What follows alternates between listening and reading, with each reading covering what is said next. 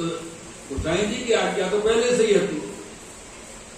तो गोसाई जी की तो कोई बात ही यहाँ पे बीच में रखनी नहीं, कृष्णदास जी को स्वयं करना हो। तो अब बंगाली को चैन नहीं पड़े, इतना जो वहां से मिल रहे हो आनंद, और वो आनंद सब निकल रहे हो हाथ से, तो कोशिश करने में कहा जाए, राचित अधिकार मिल जाए तो अच्छी बात है। तो ये सब बंगाली मिलके आगरा बादशाह के पास पहुंचे और बादशाह से जाके इन्हें कृष्णदास की चुगली की। जब कृष्णदास की चुगली करी, पूरे समाज के सामने करी, सभा जुड़ी हुई, तो टोडरमल और वीरबल ने कही कि ये तो व्यर्थ में चुगली कर रहा है, ये तो चाकर राखे है। अब कृष्णदास अधिकारी है, अधिकारी को अधिकार है, कौन को राख है, कौन को निकार है। ये तो वैसे ही चाकर होके जबरदस्ती कर रहे हैं। तो बादशाह ने कि चाकर को कोई अधिकार नहीं है, जा मतलब जो कृष्णदास जी करें वैसे रहो। तो बादशाह ने कही पर ये कृष्णदास है कौन? तो बोले श्री गोवर्धन नाथ जी श्री गोसाई जी के ठाकुर जी हैं, और ये कृष्णदास गोवर्धन नाथ जी को अधिकार करें, अधिकारी। तो बोले इनको बुला। कृष्णदास जी को लगो कि कोई बात ना हो, अपने संग में 50 आदमी हथियारबंद लेके चले। ये कृष्णदास जी को रुतबा, ऐसे मानो गोसाई जी श्री महाप्रभु जी की कृपा से रुतबा, 10-20-50 आदमी तो उनके संग चलते ही हत्ती व्यवस्था में, सब सुरक्षा में। आगरा पहुंचे, टोडरमल वीरबल से मिले, उनने कही कोई चिंता ना है, सब बात है गई है और आप यहाँ रुको, दूसरे दिन फिर सभा लेंगे। फिर बंगाली इकट्ठे भई और ये वीरबल टोडरमल दोनों गए। इनने कही कि कृष्णदास जी अधिकारी जी आए हैं और ये चाकर हैं बंगाली, व्यर्थ को झगड़ो कर रहे हैं। बादशाह ने कही कि व्यर्थ को झगड़ो नहीं करना और चाकर को कोई अधिकार नहीं हो। आज से तुम कछु नहीं करोगे। कृष्णदास जी स्वतंत्रता से, अपने क्रिया से, अपने नियम से, अपने क्रम से सेवा करेंगे।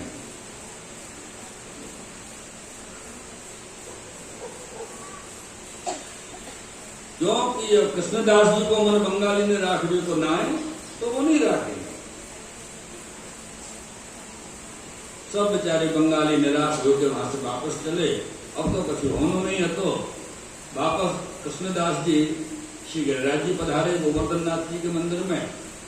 आए के उन्होंने तो काशिद जो पत्र ले जाते वो व्यक्ति बुलाए और श्री गोसाई जी को पत्र लिखे कि महाराज बंगाली निकल गए हैं और सब झगड़ों मिट गए हो, लड़ाई झगड़ों कछु रहो नहीं, अब आप आनंद स्व सेवा में पधार। जब ये पत्र वहां गोसाई जी को मिलो, गोसाई जी बड़े प्रसन्न रहे और गोसाई जी श्री गोवर्धन नाथ जी पधारे श्रीनाथ जी द्वारा। और पधार के आपने कृष्णदास अधिकारी जी को अधिकार को दुशाला उड़ा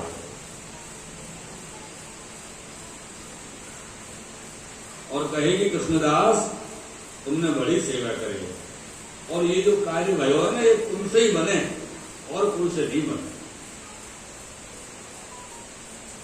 अब गोवर्धन नाथ जी को अधिकार, श्रीनाथ जी को अधिकार तुम ही करो। इतनो बड़ो अधिकार श्री गोसाई जी श्री कृष्णदास जी को दिए और कहे कि अगर हमसे कोई चूक हो, कोई भूल हो तो हमको वर्जियो। इतना बड़ा अधिकार दे दिए। कोई बात को संकोच मत रखियो और सब सेवक टहलवा जितने भी है सबके ऊपर आपको अधिकार चलो। पीछे एक दिन श्री गोसाई जी गोवर्धन नाथ जी को श्रृंगार धर रहे, श्रृंगार कर रहे, श्रृंगार करके बाहर पधारे तो कोई व्यक्ति ने टहलुओं में से कोई ने गोसाई जी से कोई बात कही, शिकायत तो बोले हम नहीं जाने, ये क्षेत्र ये अधिकार तो कृष्णदास जी को, उनसे कहो, हमसे कछु कहनी नहीं।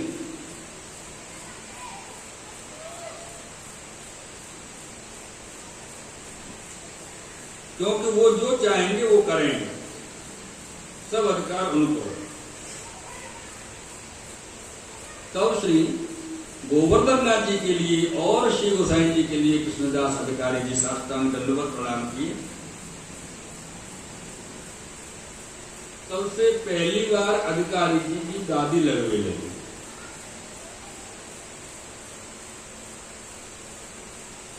और कृष्णदास जी गादी ऊपर बैठ गए।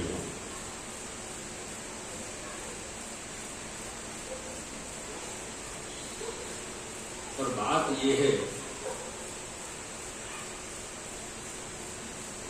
जो धन दीप है जातो, आदो लीजे बाटो, बंगाली ने चैन नहीं था।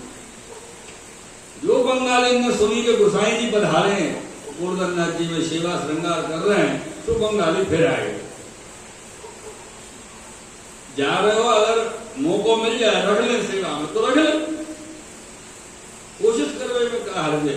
राजा के यहां से तो मना है कि बादशाह ने तो बिल्कुल टाल ही दी और बात खत्म कर दी। तो इनने आके गोसाई जी से विनती करी कि महाराज हमारी व्यवस्था कैसे होगी, हमारा पेट पालन कैसे होगा, हम तो भूखे मर जाएंगे, हमें सेवा में रख लो। हमको श्री आचार्य जी ने सेवा में रखे हो तो, और आपके सेवा कृष्णदास ने निकाल दी हो। तो गोसाई जी बोले कृष्णदास की गलती नहीं है, गलती तुम लोगों ने करी। जब तुम्हारी झोपड़ी में आग लगी तो तुम सेवा छोड़ के क्यों भागे? अरे ऐसी बात होती तो कृष्णदास और झोपड़ी बनवा देते, ये आपने गलती करी। और अब तो देखो सबरो अधिकार कृष्णदास जी के पास है, मैं कछु नहीं कर सकता। और कृष्णदास जी अब आपको सेवा में रखने के इच्छुक न है, उनने दूसरे सेवक रखे। तो बोले महाराज कछु तो करो, हम कहाँ जाएं, कैसे हमारा पेट पालन होगा? तो गोसाई जी के पास में एक स्वरूप ठाकुर जी को, श्री मदन मोहन जी को विराजे। तो मदन मोहन जी श्री गोपीनाथ जी के शिव ठाकुर जी, और गोपीनाथ जी कौन? श्री बलराम जी का स्वरूप, अर्थात मर्यादा का। जब वो मर्यादा में है तो उनके ठाकुर जी मर्यादा स्वरूप में विराजे। तो गोसाई जी ने कही कि मदन मोहन जी आप ले जाओ, पधराओ संग में और सेवा करो, इनकी सेवा करो और अपने आनंद लो।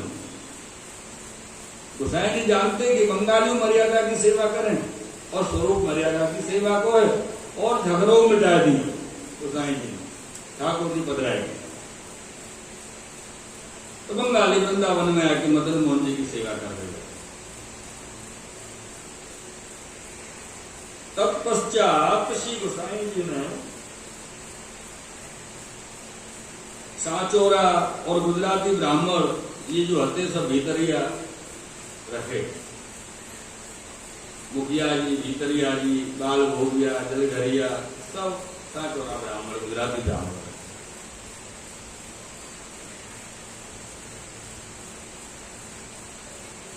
इनमें एक रामदास सांचोरा है,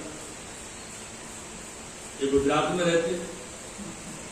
लीला में ये रामदास जी श्री चंद्रावली जी की सखी, और लीला में इनको नाम है मनोरमा। ये सात्विक भाव की हैं, श्री चंद्रावली जी की आज्ञाकारी हैं।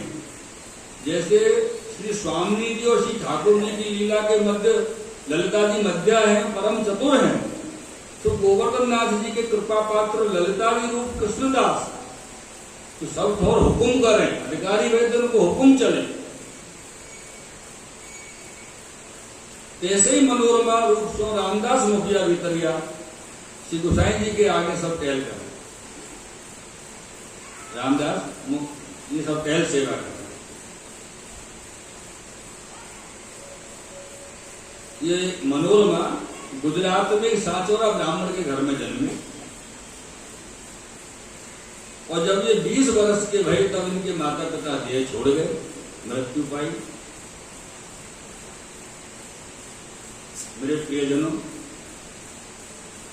अब जब जीव स्वतंत्र हो जाए ना लोगों में, तो वो ऐसा विचार करे कि चलो अब अकेले हैं तो घर में करना का कहीं चले।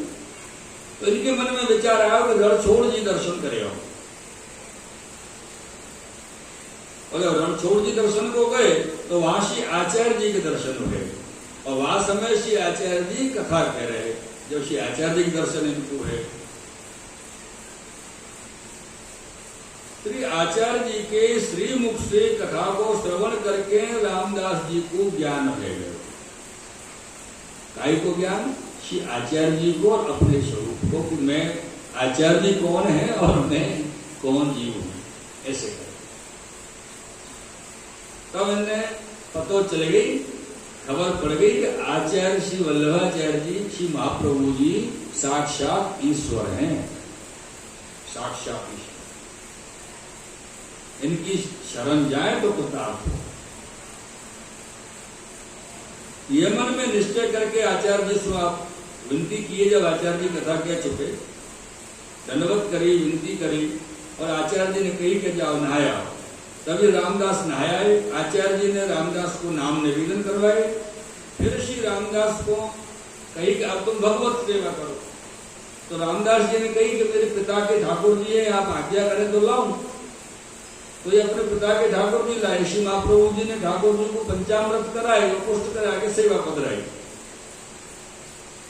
कछुदर आचार्य जी के पास रहे, सेवा सब रीति सीख के, जब रीति सीख चुके तो आचार्य जी सो कही के अम्मो को आ गया। तो बोले घर पर जाके सेवा करो, घर पे आके सेवा करवे लगे। और इनने बड़ा सुंदर पद श्री आचार्य जी के लिए कहो, चल सखी चले अहो ब्रज पैठ लगी है, जहां विकात हरि रस प्रेम। एक तो सबसे बड़ी बात यह है, मैं पहले भी जब यहाँ वाणी पवित्र करने को अवसर मिलो तब भी मैंने एक बात कही कि अपने पुष्टि मार्ग में शब्दन को बड़ो महत्व है।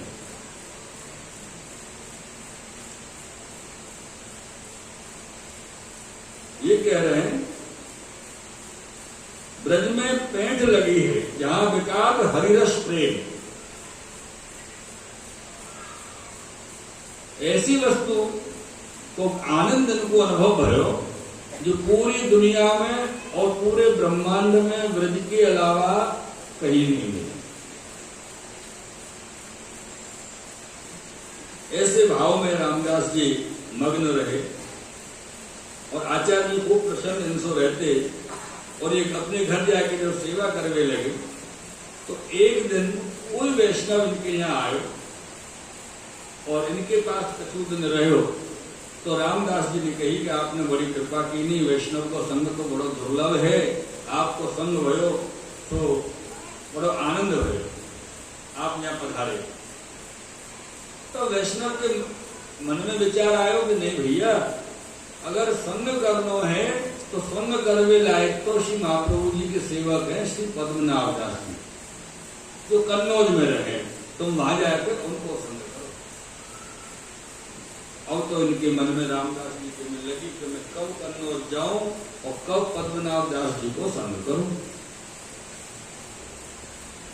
पर ये जो वैष्णव आए उनसे कैसे कहें?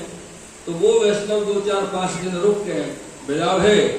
तो ये रामदास जी अपने ठाकुर जी को संग पधरा के कन्नौज आए पद्मनाभ दास जी के यहाँ, और 1 महीना तक पद्मनाभ दास जी के संग में रहे। और तब इन्हें पद्मनाभ दास जी से कही कि जैसो आपको नाम सुनो हो तो वैसे ही दर्शन पाए, वैसे ही संग पाए। और मेरा मन है कि ब्रज में गोवर्धन नाथ जी प्रकट हुए तो एक बार दर्शन करियो। तो ऐसा करियो, मेरे जो ठाकुर जी है ना उनकी सेवा आप संभालियो, तब तक मैं लौट गया हूं, तब तक आप मेरे ठाकुर जी की सेवा करिए।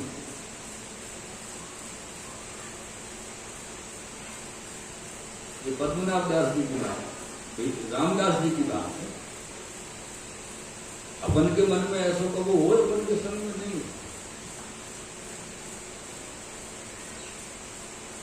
रामदास जी कहां जा रहे? श्री गोवर्धन नाथ जी के दर्शन के लिए। ठाकुर जी पधराए पद्मनाभ दास जी के यहाँ,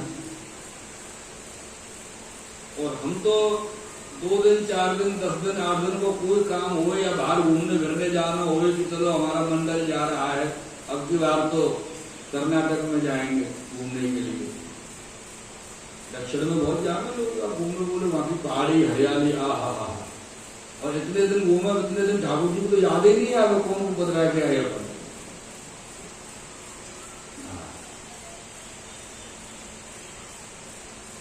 अब बोलो ठाकुर जी कैसे अपने ऊपर आसक्त हो? ये तो अपन ठाकुर जी की बात कर रहे हैं। साधारण जीवन में, साधारण मानवीय में आप उसको यदि प्रेम करो और वाकु आपके प्रेम की खबर न होए तो वाको कोई प्रयोजन नहीं निकले, अभिप्राय नहीं हो। वाको खबर तो पड़े ना, आप पास इतना प्रेम करो, फिर देखो बाकी गतिविधि का हो। अब हमारे ठाकुर जी को खबर तो पड़े कि आप हम ठाकुर जी के लिए कितने विरह में व्याप रहे हैं, कितने क्लेश में हैं, हमको मजबूरी में कहीं जाना पड़ रहा है, वो अलग बात है। पर ठाकुर जी को ये भी पता चला कि मजबूरी में नहीं गए, सामने वाला घूमने फिरने बहुत मस्ती करके गए और मेरी तो याद ही नहीं, पड़ोसी को पता है वहां आऊं तो 10 देर से पड़ी नहीं।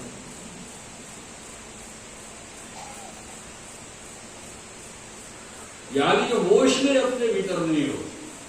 अगर सच में ठाकुर जी को आनंद प्राप्त करना हो ना मेरे प्रियजनों, तो स्मरण रखियो आप कहीं ठाकुर जी को ले जाए कि कौन मनाई करी आपको कि ठाकुर जी को संग में मत ले जाओ, मत पधरा, मत सेवा करो। ठाकुर जी को पधरा, संग पधरा, वही ठाकुर जी के लिए बढ़िया सुंदर सुंदर नित्य नई सामग्री तैयार करो, नित्य नई ठाकुर जी को भोग धराओ, नित्य नई श्रृंगार धराओ और फिर हरियाणी घुमा।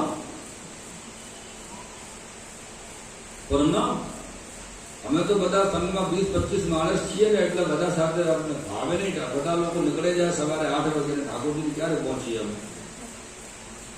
બધા સાથે નીકળવું પડે આપણને એમ જ નહીં માટે ઠાકોરજીની કઈ ચિંતા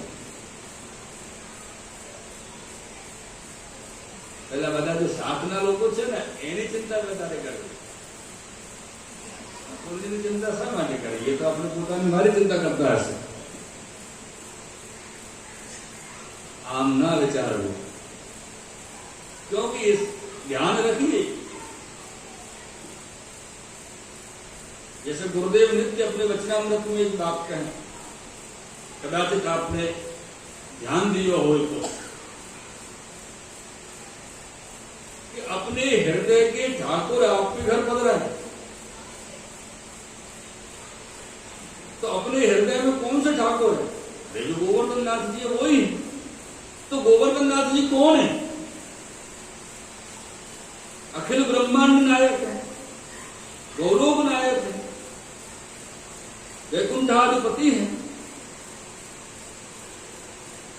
तो वो हमारा ध्यान क्यों रखेंगे उनके लिए कि हम ही बच्चे ध्यान रखने के लिए हमारा ध्यान रखेंगे नहीं वो हमारा ध्यान अवश्य रखेंगे जब हम उनको ध्यान रखेंगे क्योंकि यहां पर वेदोक्त क्रिया नहीं है या प्रेम को परस परस को संबंध है आप जब प्रेम करोगे तो वो कहेंगे कि नहीं ये जीव मेरा कल के वार्ता जी में आयो ना ठाकुर जी ने कही कि मोकू जो जीव जैसे भजे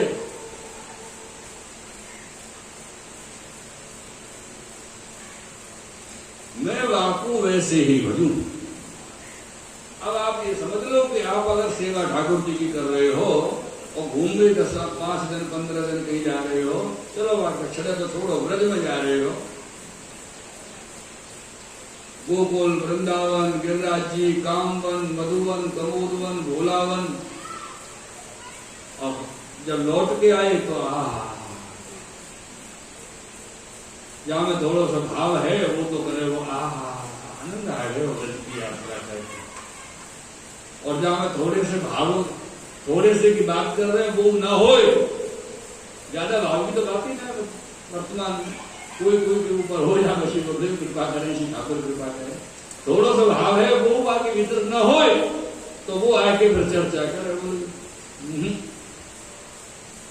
व्रत पेला जेवू नहीं हो आज કેટલું આખું ગમરી ગયો બ્રજવાસી લોકો શું કરે અરે બાપ રે પાછા પાછા ફરતા હોય ફરતા જ નથી वो जाके वहां पे ब्रज में से आनंद तो आपको गयो यहाँ वहां पता नहीं कमी ढूंढ के ले आया कि ब्रज में ये कमी है भैया, आप इनको सुधार करना, सो संभव नहीं। अरे जिन ब्रज की कमी के संग, जिन ब्रज में जो कमी हती, जो आपको कमी रूप लग रही है, उन वातन के संग, उन स्फलन के संग, उस व्यवहार के संग, वह वातन में रसकन के संग तो श्री गोवर्धन नाथ जी ने आनंद लियो है।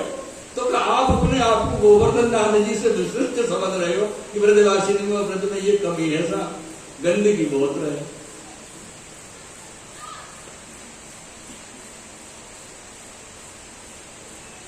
भक्ति के विषय में एक बात समझ लेनी, अगर ब्रज में जाके हमको गंदगी और ये सब दुर्व्यवहार दृष्टिगोचर हो रहा है, तो निश्चित वो सब चीज हमारे भीतर पहले है, तो ही हमको दिखाई दे रही।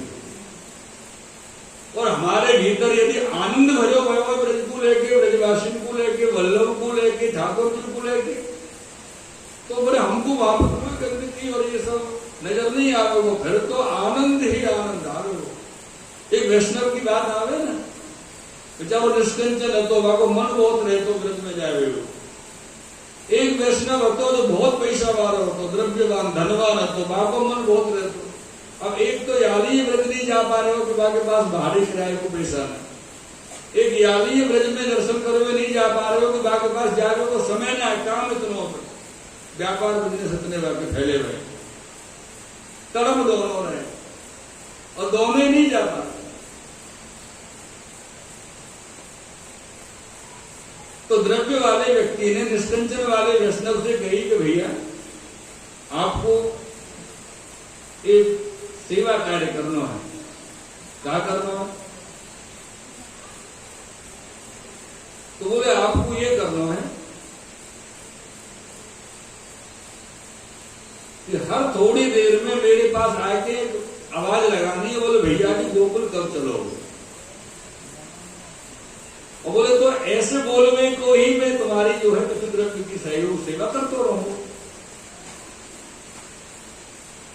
तो पहली बार वैष्णव ने कह दी कि मानो मैं कोई ज्यादा बड़े काम में लगे भयो, बहुत जरूरी काम है और मेरी बहुत जरूरी मीटिंग मानो चल रही है, सभा चल रही है, और बीच में आके तुम बोले भैया जी गोकुल कब चलोगे, और मानो मुझको क्रोध आ जाए बाई चांस, वैसे तो आवे नहीं क्रोध, पर कोई बात रह जाए क्रोध आ जाए तो मैं कहूँ क्यों बीच में आके रोक रहे हो बार बार, आपको दिख नहीं रहा मैं अपनी खास बात में लगे हुए हो, तो आप बुरो मत मानिए। पहले के दिन तो उनके अंदर तड़प है।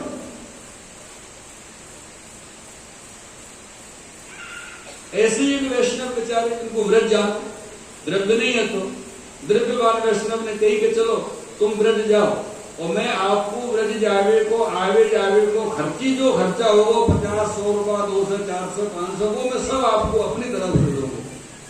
वैष्णव को प्रसन्न है, तो बोले एक बात पहले पक्की कर लो लेन देन की, क्या करनी है?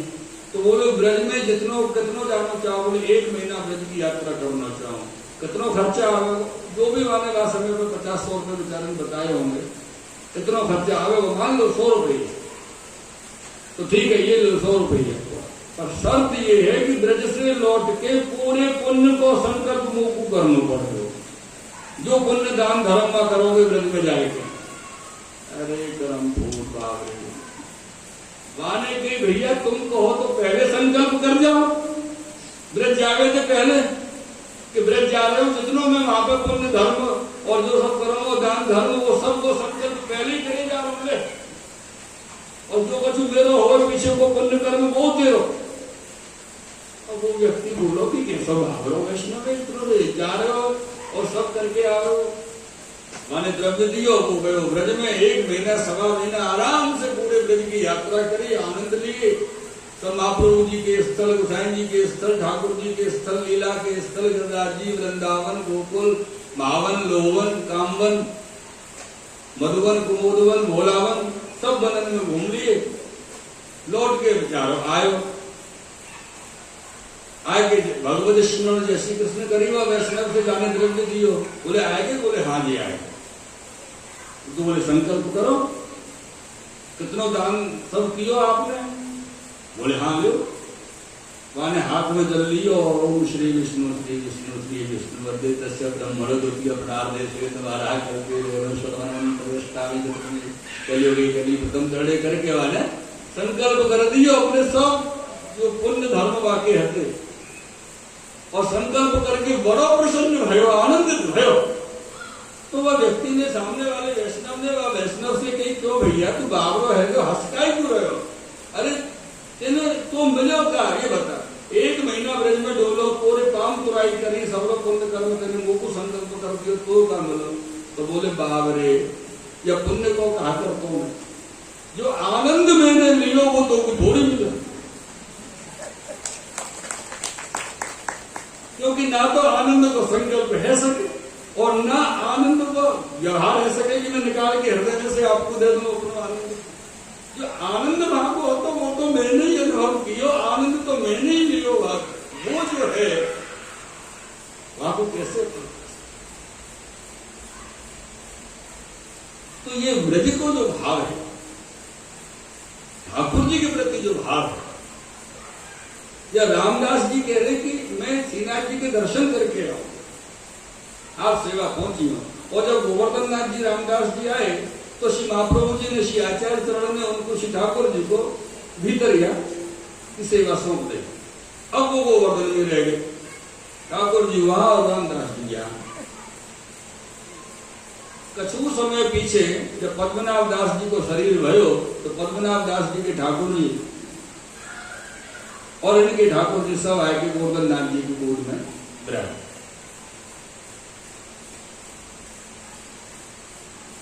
ऐसी लीला हुई। अब कृष्णदास जी तो ठाकुर जी के अधिकारी हैं, गोवर्धन नाथ जी के अधिकारी हैं। एक दिन गोवर्धन नाथ जी ने कृष्णदास जी से कही, बोले अपने वो है ना श्याम कुमार, आज शाम को शयन पीछे श्याम कुमार को लेके चंद्र सरोवर आ जाइए और वहां से कहीं मृदंग लेके आवे संग में, क्योंकि वो मृदंग अच्छी बजा। यहां तो कृष्णदास जी सो कही और वहां श्याम कुमार सो के ठाकुर जी आज्ञा कर दीजिए। बोले तू जल्दी अपने मृदंग को लेके और कृष्णदास जी के पास पहुंच। ये मृदंग को लेके कृष्णदास जी के पास आए। इधर ठाकुर जी के शयन तक को पूरा सेवा को क्रम भयो। कृष्णदास ने कही, अरे श्याम कुमार मैं तो को बुलवाई रहे हो तो, और तेरी मृदंग ला। बोले लेके आया हूं। बोले श्रीनाथ जी की आज्ञा है, चंद्र सरोवर पे आप रास करेंगे। बोले मुझको आज्ञा है भाई, तभी तो मैं मृदंग को पहले ही लेके आया।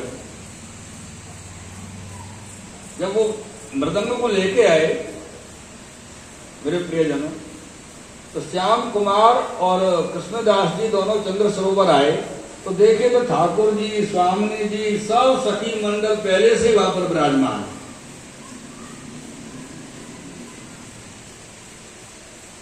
अब ये श्याम कुमार जो लीला में वार्ता जी में एक नयो पात्र जो यहाँ पर आए, ये कौन है श्याम कुमार? क्योंकि श्याम कुमार जो है लीला में विशाखा जी की सखी है और या को नाम है रस तरंगिनी, और लीला में मुझे मृदंग अच्छी बजाते और यहां हूं ठाकुर जी की कृपा से मृदंग की सेवा कर रहे हैं। अब यहां समय लीला में भयो का कि ये रस तरंगिनी एक दिन सो रही थी। अब ये तो सो रही और विशाखा जी के मन में विचार भयो कि कछु गाऊं।